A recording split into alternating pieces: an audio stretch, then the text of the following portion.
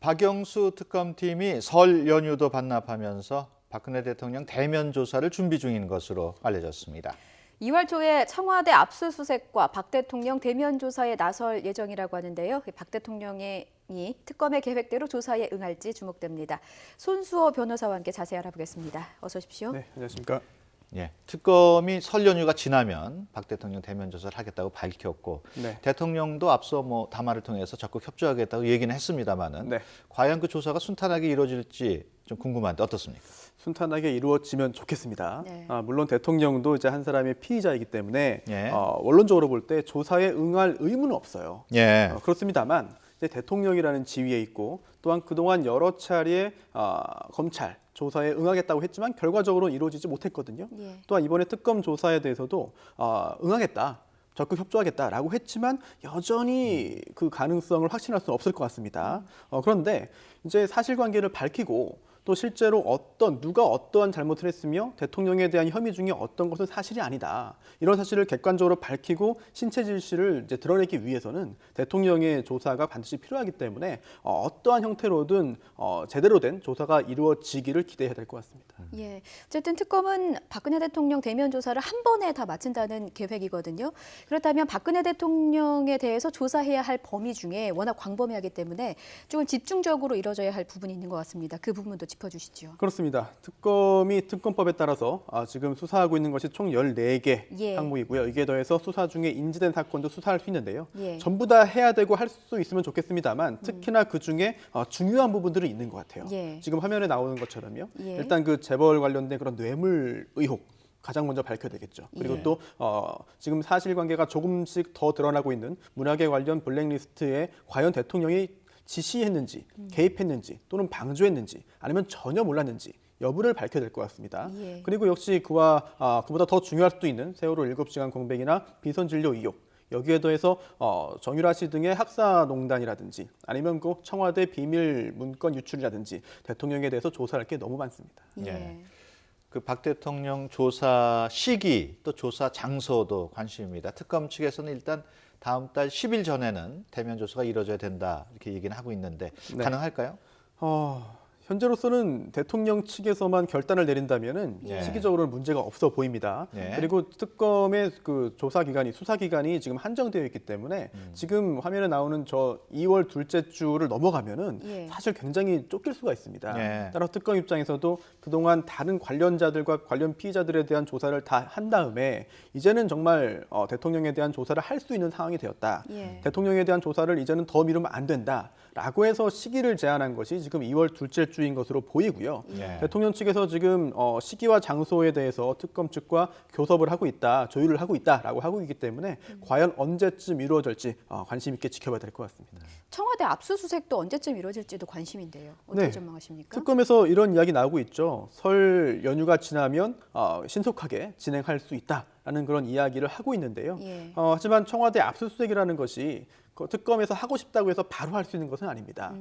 영장을 청구해서 법원에서 영장을 발부받은 다음에 이제 집행행 단계로 갈 수 있는 것이기 때문에 예. 과연 언제쯤 청구하고 법원에서 영장을 언제쯤 발부할 것인지 또는 발부하지 않을 것인지 여부를 좀 봐야 될 것 같은데요.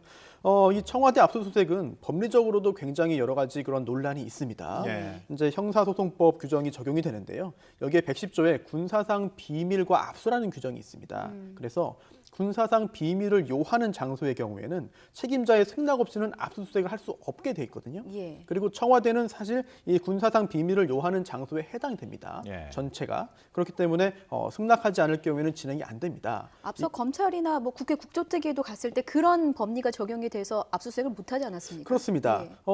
그런데 이제 이게 110조 1항이고요. 예. 110조 2항이 사실은 더 중요한 규정이라고 할 수 있습니다. 그건 뭡니까? 네, 왜냐하면 이 전항의 책임자, 예. 청와대의 책임자는 국가에 중대한 이익을 해하는 경우를 제외하고는 승낙을 거부하지 못한다. 즉 승낙을 하는 것이 오히려 원칙이거든요. 예. 이걸 특검에서는 규정으로 들고 있기 때문에 아니 이게 국가에 중대한 이익을 해하는 게 아니라 오히려 청와대에 대한 아주 그 필요한 부분에 있어서의 그런 최소한도의 압수수색을 함으로써 오히려 국가의 이익에 부합하는 거 아니냐라고 하는 논리를 펼 것으로 보이는데요. 과연 청와대가 여기에 대해서 영장이 발부된다 하더라도 예. 실제 집행 과정에서 어떠한 태도를 보일 것인지, 만약 영장을 이제 들고 와서 이제 제시하면서 집행하려고 해도 청와대 측에서 이 압수수색을 거부했을 경우에 과연 특검에서 취할 수 있는 조치가 무엇이 있겠느냐, 물리적인 충돌을 감수할 수 있겠느냐, 또는 그렇게 했을 경우에 수집된 증거들에 대해서 과연 법적으로 논쟁이 없겠느냐, 특검 측에서 여러 가지 골치 아픈 상황에 처할 수 있을 것 같습니다. 예. 예.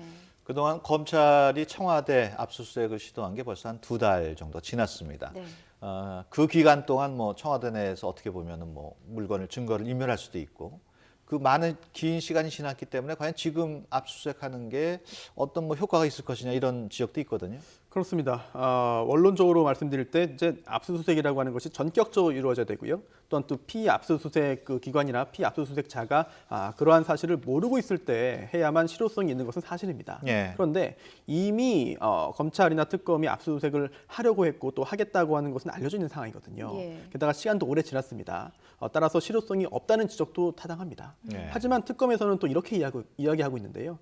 지금이라도 압수수색을 하는 것이 훨씬 더 실체 진실을 밝히는 데 도움이 된다. 네, 왜냐하면 실제로 그 청와대 경내의 그런 출입 기록 등을 확보하기 위해서 압수수색을 했는데 실제로 기록 등이 없다라고 한다면은 실제로 뭔가 감춰야 되는 상황이 있었고 뭔가 불법적인 요소가 있었다라는 점을 짐작할 수 있는 증거는 될 수 있거든요. 예. 게다가 또 기록이 실제 있다고 했을 때 일부가 뭐 삭제되어 있거나 아니면 은닉되어 있거나 했다고 한다면 이거 역시 증거로서는 쓰일 수 있는 것이기 때문에 안 하는 것보다는 지금이라도 압수수색을 진행하는 것이 이번 그 국정농단 사태 관련해서 실체 진실을 밝히는 데는 큰 도움이 될 거다라는 입장을 특검이 밝히고 있습니다. 예. 자, 이번에는 우병우 전 민정수석에 대한 얘기를 좀 해볼 텐데 문체부 인사에 관여했다는 정황이 포착이 됐습니다. 조만간 특검 조사가 시작이 되는 겁니까? 이미 조사를 하고 있는 것 같아요. 예. 왜냐하면 이 우병우 전 민정수석의 국정 개입이라든지 아니면 이제 이런 직권 남용 관련해서 예. 이미 관련된 인사들을 참고인 조사를 한 것으로 알려져 있고요. 예. 예. 또 관련된 참고인들이 우병우 전 수석에게 불리한 진술을 한 것 같습니다. 이 블랙리스트 관련해서 일단 그 문체부 공직자에 대한 이른바 인사 조치가 예. 크게 볼 때 2번이 있었는데요.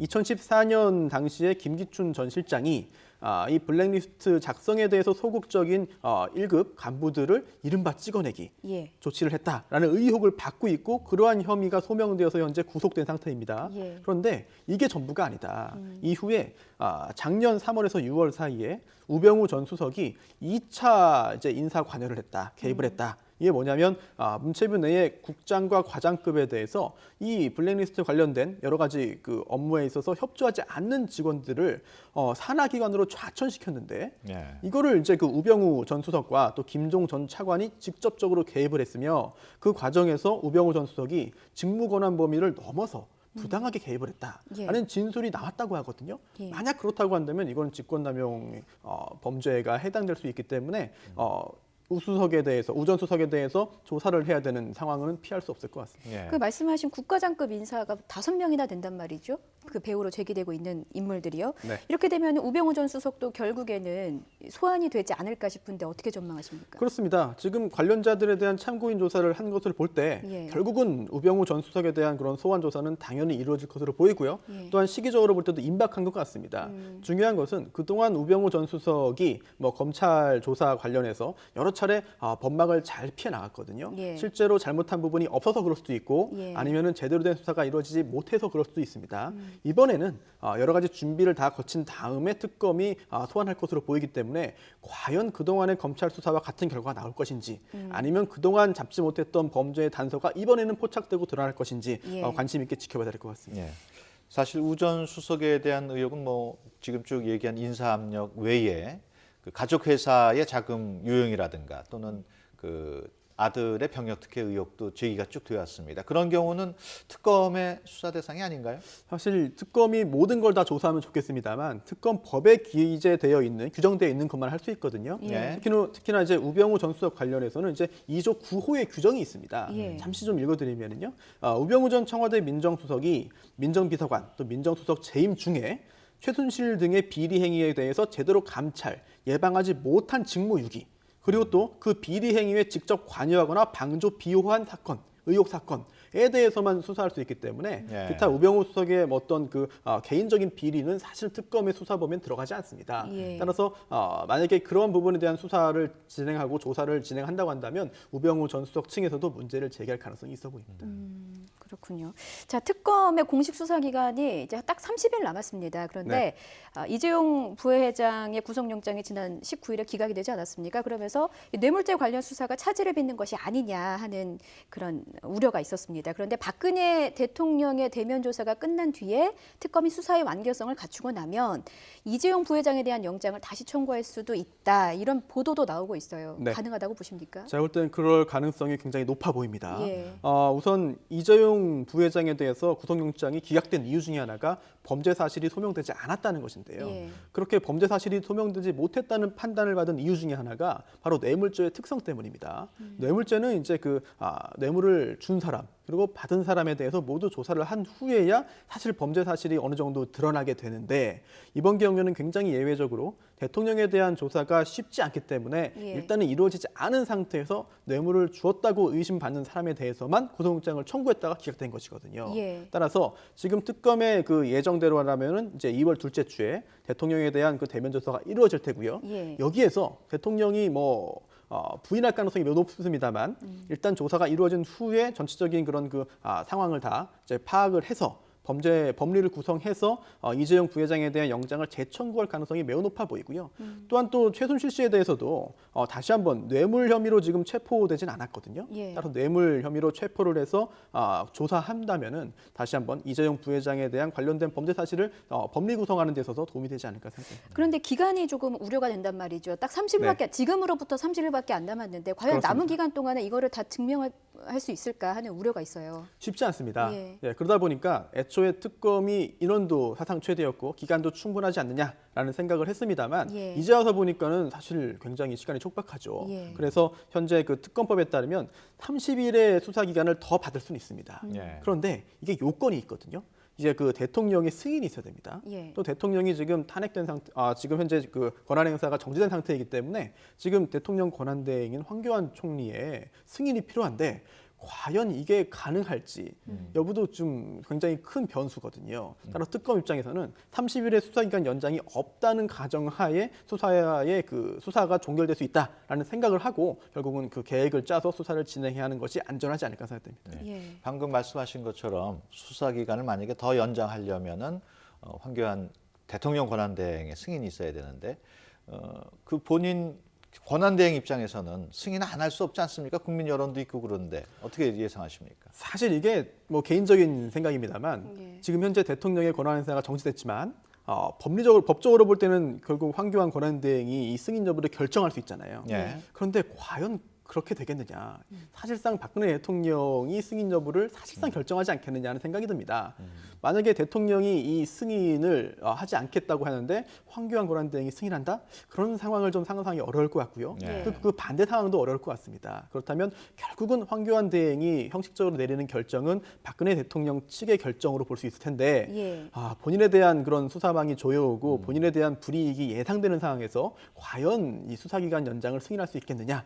만약에 황교안 권한대행이 승인한다고 한다면 대통령의 입장과 같았는지 달랐는지 여부도 굉장히 궁금해질 것 같습니다. 예. 네. 자, 정유라 씨 얘기 좀 해보겠습니다. 국내 송환 여부 결정이 지연이 됐습니다. 덴마크 검찰이 추가 자료를 요청을 했는데 네. 그렇다면 정유라 씨를 한국으로 송환하려면 어떤 게 필요한 겁니까? 지금 범죄인 인도 절차가 진행되고 있는 것이죠. 예. 여러 가지 그런 규정들이 자세하게 있습니다만 핵심적인 부분은 이렇습니다. 덴마크에서도 범죄여야 되고요. 예. 우리나라에서도 범죄여야 됩니다. 근데 모든 범죄가 범죄인 그 인도 대상인 것은 아니고요. 중한 범죄여야 됩니다. 근데 이 중한 범죄라는 것도 기준이 있는데요. 예. 이제 그 최소 징역 1년 이상의 형을 선고할 수 있는 범죄여야 됩니다. 예. 우리나라에서 지금 현재 체포영장이 발부됐는데요. 그 혐의 사실을 보면은 업무방해입니다. 또 외국환관리법 위반 혐의거든요. 이 두 범죄가 혐의가 이제 인정이 된다라고 한다면 범죄인도 대상이 되는데 여기에 대해서 덴마크 측에서는 보다 더 신중하게 판단하는 것 같습니다. 특히나 전해지는 이야기에 따르면 덴마크 내에서는 이 업무방해 관련해 가지고는 뚜렷이 우리나라의 법과 상응하는 규정이 없다라고도 전해지고 있거든요. 예. 만약 그렇다고 한다면 구체적으로 제가 직접 확인은 못했지만 만약 그렇다고 한다면 이 외국환 관리법 위반이 굉장히 중요한데요. 예. 덴마크 내에서도 이렇게 외국환 관리법을 위반한 경우에 굉장히 중한 형을 선고할 수 있다. 이 부분에 대한 그런 필요 자료가 더 있어야 할 것 같고요. 만약에 그 덴마크 관계 당국에서 우리나라 검찰 또는 외교 채널을 통해서 검찰 등의 관련 자료 요청을 했다고 한다면 적극적으로 제출함으로써 이제 결정이 하루속히 이루어지도록 할 필요가 있지 않을까 생각됩니다. 만일 덴마크 법원이 정유라 국내 송환을 결정을 해도 네. 정유라 본인이 거기에 불복하면은 오는 게 좀 어려운 거 아닙니까? 그럴 가능성이 매우 높습니다. 실제로 덴마크에서 굉장히 차근차근하게 촘촘하게 검토를 하고 있습니다만 송환 결정이 난다 하더라도 불복할 수 있는 절차들은 충분히 있습니다. 예. 따라서 그 현지 규정에 따라서 이제 불복을 하게 됐을 경우에는 그에 대한 판단을 덴마크 법원이 하게 되는데요. 그 과정이 얼마나 걸릴지는 그 시간이 얼마나 걸릴지는 정확히 예상할 수 없습니다만 쉽게 특검의 조사 기간을 넘길 수 있을 것 같습니다. 그렇다면은 이번에 그 특검이 이제 조사를 다 마치고 기소를 해야 되는데요. 정유라 씨의 어떤 이야기를 직접 듣지 못하고 관련자들에 대한 기소를 해야 되는 상황이 생길 수 있고요. 또 하나가 탄핵 관련해서도 지금 속도를 굉장히 내고 있는데요. 예. 탄핵 관련된 그런 결정을 함에 있어서도 정유라 씨의 이야기를 직접 듣지 못하고 헌법재판소가 결정을 해야 되는 상황이 예상되기 때문에 정유라 씨의 어떤 여러 가지 직접적인 진술을 듣지 못하고 여러 가지 결정이 이루어져야 된다. 이런 점이 굉장히 안타까운 결과가 발생할 수 있을 것 같습니다. 예. 자, 저희 헌재 탄핵 심판 얘기를 좀 잠시 해보겠습니다. 박한철 소장이 이런 발언을 했습니다. 3월 13일 전에 결론을 내야 한다. 자, 짧게 좀 짚어보겠습니다. 박 네. 대통령 측이 이 부분에 공정성 문제를 제기하고 나섰는데 이게 타당한 겁니까? 타당할 수 있습니다. 예. 네, 일단 저도 개인적으로 탄핵 관련된 심판이 굉장히 빨리 이루어지고 예. 결정이 하루속히 나오는 것이 국가적인 그런 혼란을 최소화할 수 있는 그런 그 방법이라고 생각합니다만 예. 일단 절차적인 부분에서도 헌법재판소장이 날짜를 이렇게 언급한 것이 오히려 대통령 측에게 공세의 빌미를 준 것 같습니다. 그러다 보니까 이게 탄핵이라는 굉장히 중요한 헌법 재판을 진행하기 위해서는 절차적으로 볼 때 정말 누구도 이의를 제기할 수 없을 정도로 하나하나 단단하게 밟아 나가야 되는데요. 예. 또 지금 헌재가 그렇게 하고 있습니다. 근데 그렇게 하고 있으면서도 날짜 언급이 나오면서 대통령 측에서 뭔가 지금 반발을 하고 있는 측면으로 보이는데요. 예. 하지만 실제로 중요한 것은 헌법재판소장의 날짜 언급이 아니라 지금 진행되고 있는 절차가 전혀 문제 없다. 지금 진행되고 있는 절차가 대통령 측에서 보더라도 뭔가 불만 제기할 수 없을 정도로 진행되고 있다. 이 부분이 중요한 것이기 때문에 예. 결과적으로 대통령 측의 반발이 어찌 보면은 정치적인 측면에서는 의미가 있을지 몰라도 헌법 재판에서는 큰 의미가 없을 수도 있어 보입니다. 네. 끝으로 만일 그 대통령 변호인단에서 그런 불만을 계기로 전원 사임하겠다 이렇게 나오면은 그것이 재판에도 좀 영향을 미치겠죠? 두 가지로 나눠봐야 될 것 같아요. 일단 법리적으로도 헌법재판소법 규정에 따르면 이제 반드시 심판을 진행하기 위해서는 변호사인 대리인이 필요하다라고 되어 있습니다만 예. 이게 사인의 경우에만 적용되는 것이지 대통령에는 적용되지 않는다. 예. 그리고 이걸 대통령에도 적용되고 탄핵 심판에 적용된다고 한다면 처음부터 대통령이 변호사를 선임하지 않으면 절차가 개시도 못 된다는 거 아니냐. 예. 이런 해석은 타당하지 않다. 그렇다면은 변호사가 설령 다 사임한다 하더라도 절차는 진행할 수 있다라는 해석이 충분히 가능할 것으로 보이고요. 예. 하지만 이런 법리적인 해석과 별개로 만약 대통령 변호인단이 다 사임했을 경우에 아무도 나오지 않은 상태에서 절차를 진행하고 혹시라도 탄핵 인용 결정을 한다면 예. 그 후에 여러 가지 혼란이 발생할 수 있거든요. 예. 이 부분에 대한 그런 우려는 헌법재판소에서 충분히 할 수 있을 것 같습니다. 예, 알겠습니다. 지금까지 손수호 변호사와 함께 얘기 나눴습니다. 오늘 말씀 고맙습니다. 감사합니다.